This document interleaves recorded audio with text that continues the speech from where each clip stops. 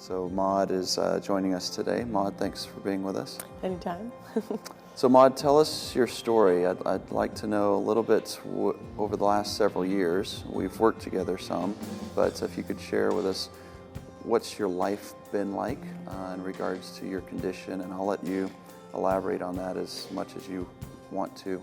But really what we're trying to do with the Institute is tell stories of how movement affects people's lives. Mm-hmm. So in your case, can you give us a little bit of background?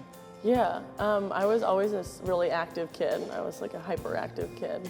And from an early point in my life, I started having really bad back problems.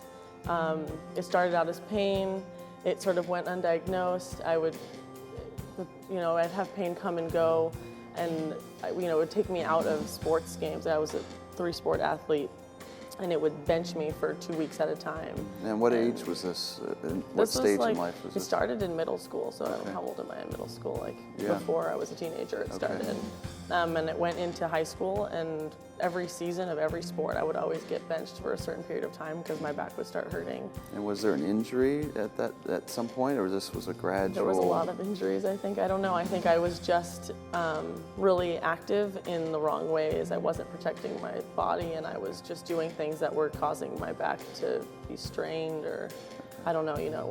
I never really knew, and a doctor never really told me. I never really got a good diagnosis. And over time, I was given movement direction in terms of exercises to do that were wrong for my problem and made it worse. And eventually, it just worsened. Mm-hmm. So there wasn't a clear moment when I had my first injury. Mm-hmm. I just had worsening back problems over time. And eventually, it got so bad that it was chronic pain. Mm-hmm. And it never went away. It started going down my leg, and I couldn't do any of the sports I wanted to do anymore. So by this time, this was high school? This was like the end of high school, like early college. Okay. And so over several years? Yeah, it was a long time. And it was a long time of real solutions and not really understanding what was wrong. I didn't really understand what was wrong. Okay. And finally, once I had this really horrible pain that was like I wasn't eating, I was depressed, it was bad. I eventually saw a new doctor, and then I saw they sent me to a surgeon, and I eventually had to get surgery because I had a really badly herniated disc that was crushing one of my, mm-hmm. My sciatic nerve. Mm-hmm. Was like I didn't know how to be strong, really. I always thought I was really strong, mm-hmm. but I wasn't. I came and saw you, and there were so many muscle groups that I was not using that I should be using, like when I was sitting mm-hmm. or walking. Mm-hmm.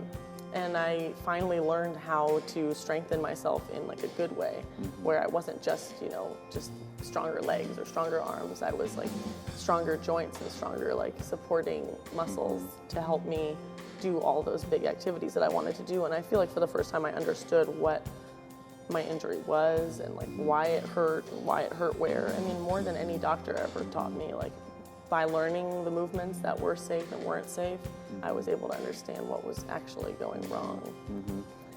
Yeah, I really wish that when I was a kid I had access to, whether it was a physical therapist or a trainer or somebody who was watching me and telling me how my movements should be mm-hmm. when I'm doing all the sports that I'm doing and I'm running and I'm sitting. I feel like I probably had really bad posture. There was I was doing so many movements and I wasn't paying attention to how I was doing them. Mm-hmm. How I should be sitting or walking or running or jumping or throwing. I mean, I had all kinds of, there's so many things I'm putting my body through as a young, active kid. I really wish I had known how to protect myself, because now when I'm surfing, I mean, you've taught me so many things about just how to sit on my surfboard in a way that's going to be helpful for my back, that's going to protect me, and that's huge. I mean, I never even thought about that before. It doesn't prevent me from doing the sport. I just need to know how to do it safely, which is a revelation to me, and I didn't do that. I didn't learn all that until I was in my 20s. Yeah. I mean, it's a fascinating and unfortunate at the same time thing that movement, we take it so for granted.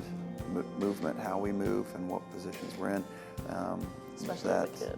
Especially as a kid. And we never really get taught. There's nothing in our society really that teaches us how to move. We sort of take it for granted that we're just going to move and move naturally and move safely to preserve that for a lifetime. So, well, Maud, thank you for sharing your story. It's helpful, I think, for a lot of people because I think a lot of people identify with different parts of that. So, Yeah. thanks for Thank being you. with us.